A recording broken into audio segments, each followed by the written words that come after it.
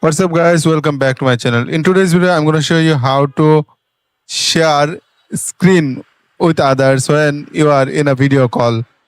So first of all, go to WhatsApp and here you can say I want to make a video call with this number, and click here from your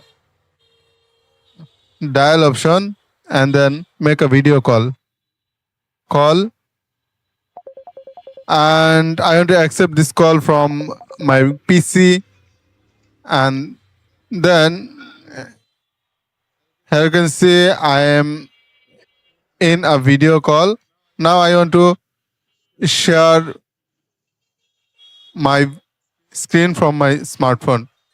So for that, click to three dot menu and then click to share screen. Start now.